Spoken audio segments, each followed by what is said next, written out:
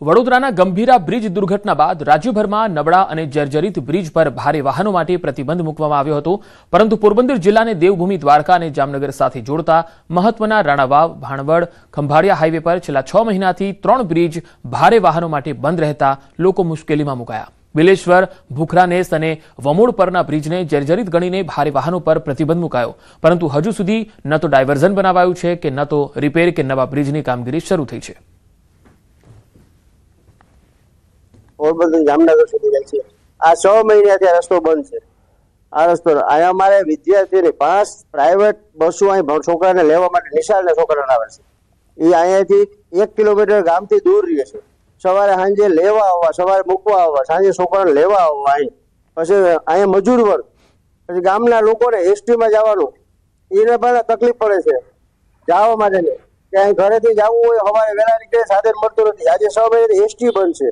પોરબંદરથી જામનગર જતો રસ્તો કે જેમાં રાણાવાવથી હનુમાનગઢ થઈ ભાવનગર તરફ જતો રસ્તો છે, તેના ઉપર પોરબંદર જિલ્લાના 2 બ્રિજ, બિલેશ્વરી બ્રિજ અને ભૂખરાનેસ બ્રિજ, અને એક બ્રિજ દ્વારકા જિલ્લામાં કે જે મોડ પર બ્રિજ કી, આ 3 બ્રિજ ઉપર આપણે ભારે વાહનો માટે પ્રતિબંધ મૂકેલો, કારણ કે એ બ્રિજની સ્ટ્રેન્થ તપાસતા ભારે વાહનો માટે જોખમકારક જણાયેલો।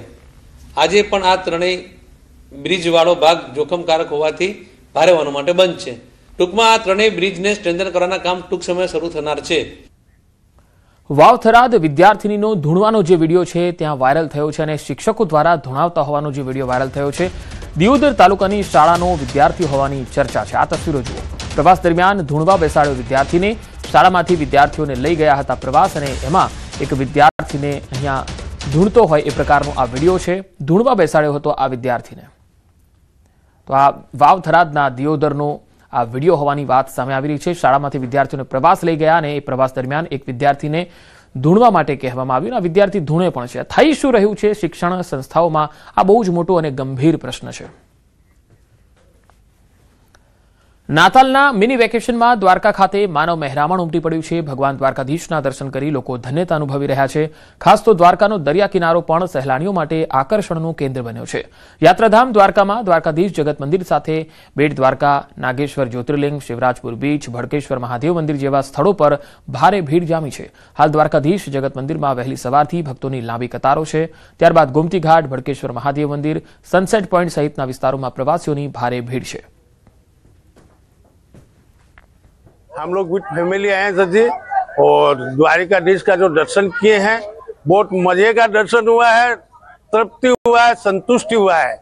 कोई भी मानी भीड़ बढ़ा के, इतनी भीड़ देख के हम लोग को लगा कि कैसे दर्शन होगा, लेकिन बहुत मस्ती से आनंद का दर्शन हुआ है। અને આજે ભડકેશ્વર ભગવાન મહાદેવના પણ દર્શન કરી અને મેં ધન્યતા અનુભવી।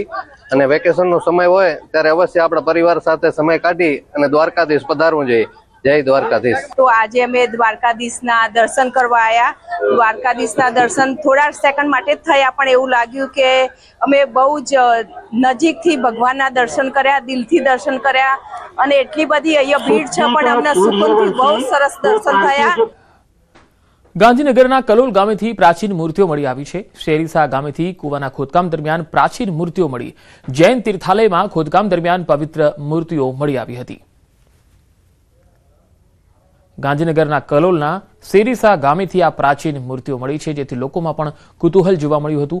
જૈન તીર્થાલયમાં ખોદકામ કરવામાં આવ્યું હતું ત્યારે આ પ્રાચીન મૂર્તિઓ તેમાંથી મળી હતી। સુરત ઇન્ટરનેશનલ એરપોર્ટ પરથી ફરીથી ઝડપાયો હાઇડ્રોપોનિક ગાંજો। બેંકોકથી આવેલ એર ઇન્ડિયા એક્સપ્રેસ ફ્લાઇટમાં ગાંજા સાથે એક મહિલા પકડાઈ। મહિલા મુસાફર પાસેથી 1 કરોડથી વધુનો ગાંજો જપ્ત કરાયો છે। 3 કિલોથી વધુ હાઇડ્રોપોનિક ગાંજો જપ્ત કર્યો છે। કસ્ટમ ટીમે સામાનની તપાસ કરતા ગાંજો મળી આવ્યો। મહિલા મુસાફર એરપોર્ટ પર જ કસ્ટમની કસ્ટડીમાં છે અને સુરતમાં હાઇડ્રોપોનિક ગાંજાની માંગ વધવાથી સપ્લાયર સક્રિય થઈ ગયા છે।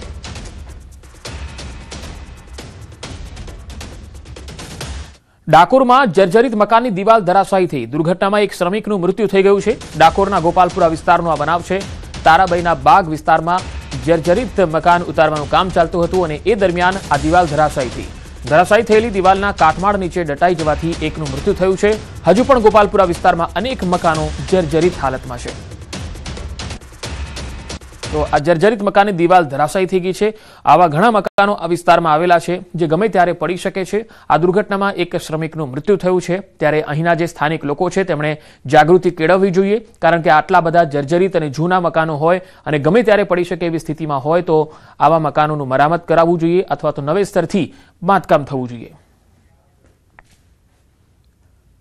અરવલ્લી જિલ્લાના મેઘરજમાં દુકાનની દિવાલ ધરાશાયી થઈ ગઈ। અહીંયા બસ સ્ટેન્ડ નજીક બજાર વિસ્તારનો આ બનાવ છે, જ્યાં દિવાલ ધરાશાયી થવાથી એક મહિલા ઈજાગ્રસ્ત થઈ હતી, જેને સારવાર માટે હોસ્પિટલમાં લઈ જવામાં આવી હતી।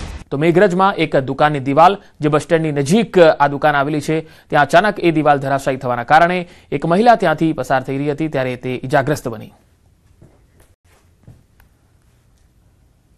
સુરત શહેરમાંથી અત્યંત કરુણ અને ચોંકાવનારી ઘટના બની, જ્યાં ભટારના સુમન અમૃત આવાસ ખાતે 14મા માળેથી માતાએ પુત્ર સાથે નીચે છલાંગ લગાવતા સમગ્ર વિસ્તારમાં શોકનો માહોલ છવાઈ ગયો। આ ઘટનામાં 5 વર્ષના નિર્દોષ બાળકનું ઘટના સ્થળે જ મૃત્યુ થયું, જ્યારે માતા ગંભીર રીતે ઈજાગ્રસ્ત હાલતમાં સારવાર હેઠળ છે। ભારે ઊંચાઈ પરથી પડતા બાળકને ગંભીર ઇજાઓ પહોંચી અને તેણે ઘટના સ્થળે જ દમ તોડ્યો, જ્યારે મહિલા ગંભીર રીતે ઘાયલ થતા તાત્કાલિક 108 એમ્બ્યુલન્સ દ્વારા સુરત સિવિલ હોસ્પિટલમાં લઈ જવાઈ, જ્યાં તેની હાલત નાજુક બતાવાઈ રહી છે। માતા પુત્રની ઓળખ જે છે એ હજુ રહસ્યમય। આ ઘટનામાં સૌથી મોટું રહસ્ય એ છે કે માતા અને પુત્રની ઓળખ થઈ શકી નથી। પોલીસ તપાસમાં ખુલ્યું છે કે મહિલા અને બાળક અન્ય વિસ્તારમાંથી સુમન આવાસમાં આવેલા, પરંતુ તેઓ ત્યાં કોના ઘરે આવ્યા હતા અથવા તો તેમનો હેતુ શું હતો આ સ્પષ્ટતા થઈ શકી નથી। મહિલા છે જેનો અત્યારે આઈડેન્ટિફાઈ થઈ શકી નથી, તે પોતે પોતાના બાળક સાથે 5 વર્ષના બાળક સાથે સુમન આવાસના 14મા માળેથી જમ્પ કરી દીધેલું જણાઈ મળ્યું છે। આ બનાવમાં જગ્યા ઉપર જ બાળકનું ડેથ થયું છે।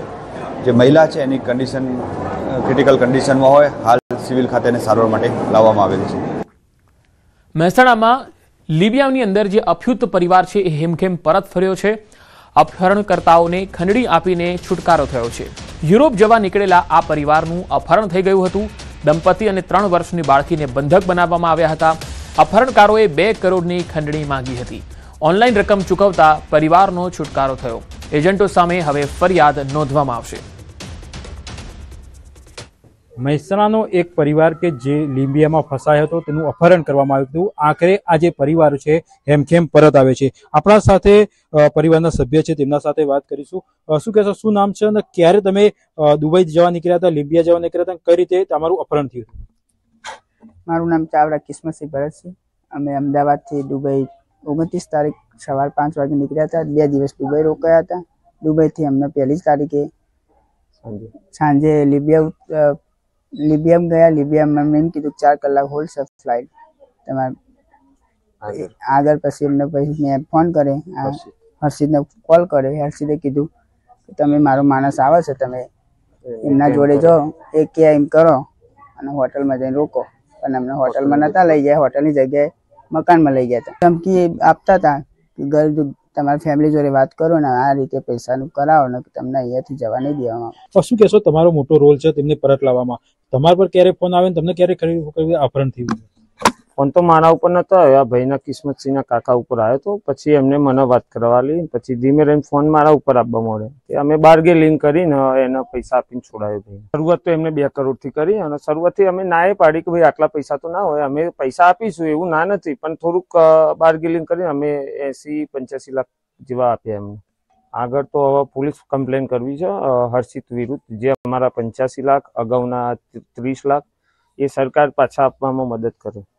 ચોક્કસથી આ જે પરિવાર છે હેમખેમ પરત આવે છે, પરંતુ જે પરિવાર હોય છે તે પોતાના જે પૈસા ખર્ચ થયો છે તેમાં જે પરિવારને હેરાન કરવામાં આવે છે તેના બદલે જે એજન્ટ હોય છે તેના સામે જે કાર્યવાહી હોય છે તે કરવાની વાત કરી રહ્યો છે। કેતન પટેલ, ન્યૂઝ 18 ગુજરાતી, મહેસાણા।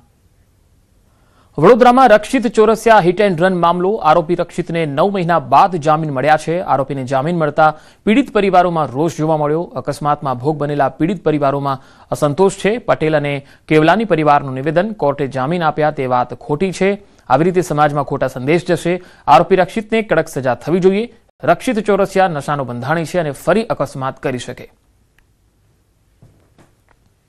અમે તો એવું ઈચ્છીએ કે જે કાયદા કાનૂન પ્રમાણે જે મેક્સિમમ સજા થતી હોય એ થવી જોઈએ। હવે એને જે બેલ મળ્યો છે એ બી અમને તો યોગ્ય નથી લાગતું, કેમ કે જો બેલ મળે તો પછી આવી રીતના કોઈ બી કોઈને અથાડી દે અને ગમે તે કરે અને પછી ફર્યા કરે તો કાયદાનો તો કશું કોઈને ડર જ નથી રહેતો. ચકચારી રક્ષિત ચોરસિયા હિટ એન્ડ રન કેસના જે ભોગ બનનારા લોકો છે તેઓ હજી માંડ ચાલી પણ નથી શકતા વ્યવસ્થિત, અને એ પહેલાં જ રક્ષિત ચોરસિયાને જામીન મળી ગયા છે.